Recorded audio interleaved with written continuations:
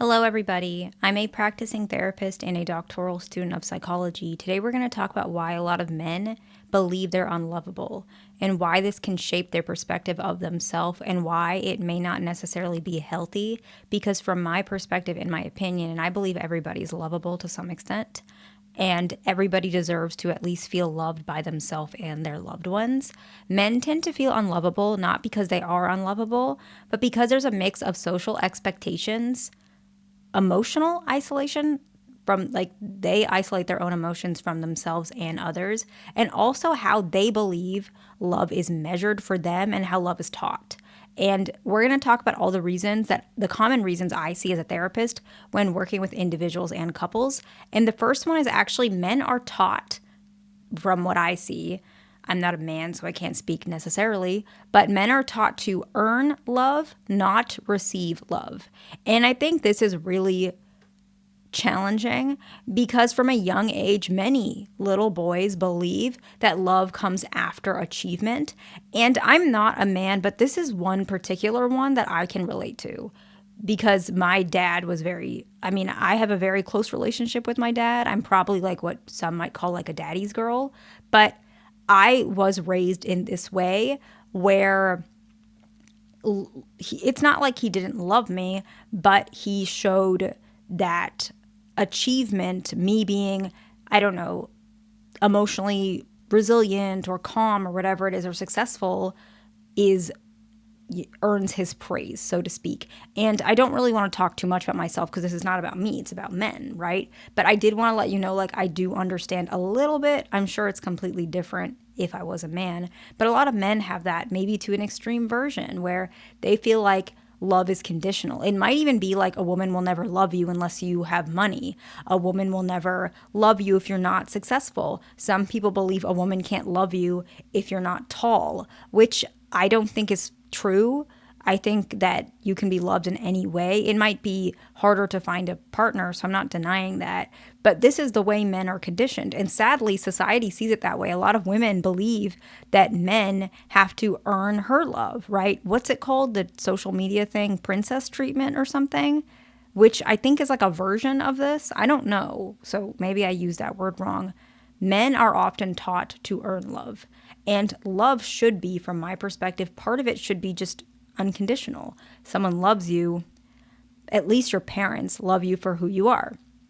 And in relationships, you should both earn and receive love. But men don't always see it that way, and they don't always get it from their peers either. If I'm not impressive, if I'm not successful, if I'm not worthy, I don't deserve to be loved. The next one is emotional expression is discouraged. A lot of men are taught to hide their emotions, right? Don't be weak, stop complaining, toughen up. And if they are complaining, they're very invalidated. They're told not to show those things, or that people won't like them, or really strong words might be used, such as sensitive, needy, crybaby, maybe slang terms, negative words, curse words, depending on the family situation. And over time, this can make it very hard to understand your own emotions. It can make it very hard to ask for support. It can make it very, very hard to feel emotionally seen and appreciated. And so a lot of times, a lot of men, if they had a childhood like this, which most men do to some extent, when they grow up, they close themselves off from people and they become a little bit untrusting. And the cycle is so interesting. I see this in couples therapy where it's like he doesn't want to show his emotions, partly because he doesn't want them to be used against him. Also, he doesn't want to be called weak. He doesn't want to be reprimanded for it. So he has a lot of reasons why showing his emotions will not help him. And then sometimes, unfortunately, I see he shares his emotions and his wife goes off the handle about what he shared. And so that didn't teach him to share his emotions.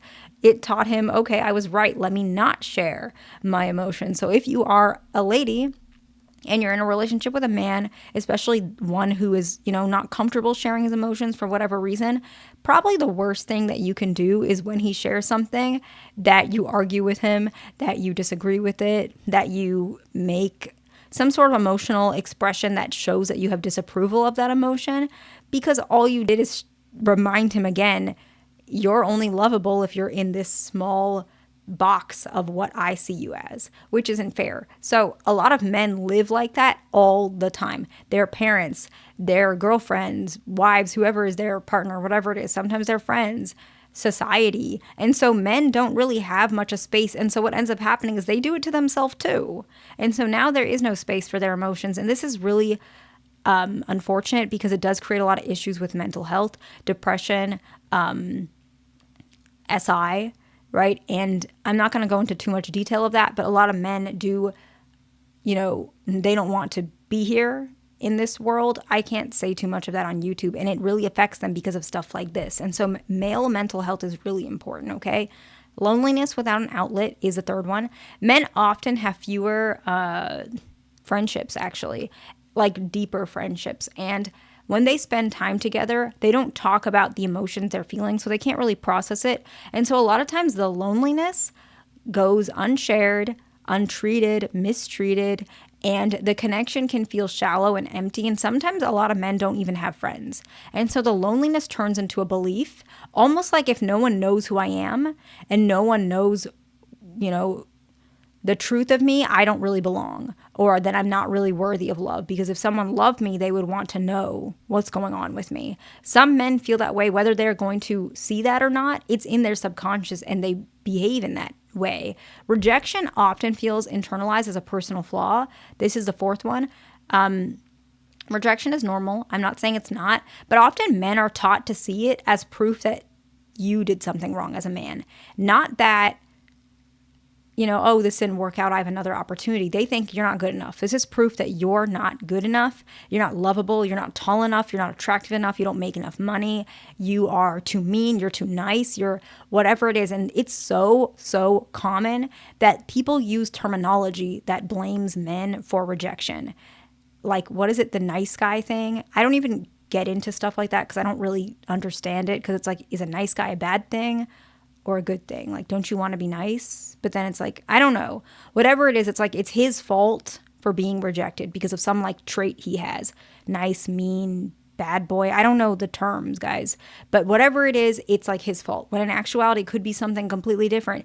Maybe he was rejected because of a job interview or whatever it is, because I don't know. Maybe he wanted a higher salary and they wouldn't give it to him. Maybe this girl, she has a little bit of emotional regulation issues. And so for her, a safe, stable person is not desirable because she has her own chaotic emotions within her. And so she's not familiar with it. Clearly, those examples, for example, don't necessarily have to do with him. It's that the company doesn't want to pay enough money for whoever. And this particular lady is still in her own struggles, in her own childhood wounds. Nothing to do with him, but suddenly it's put on him. I think that's really not healthy. Like, I don't think that's healthy at all. While sometimes rejection can be an opportunity to grow, it's not always. That doesn't make any sense to me. The next one is lack of validation and affirmation. A lot of men are not very validated. You see it all the time. I feel like it's getting like a little bit better, and I have hope that it will continue to get better, but I still feel like it's not where it should be, my opinion. I'm not a man, so I shouldn't really speak much on it, which is why I try to make these topics a little bit brief, because I don't feel like I have the full right to speak on something that I don't fully experience myself, right? Men receive fewer compliments. What I see is they also get a lot less like emotional reassurance. And I think a lot of men, maybe they don't want to have reassurance, and I respect that. But another version of it is maybe they don't even know they can ask for it.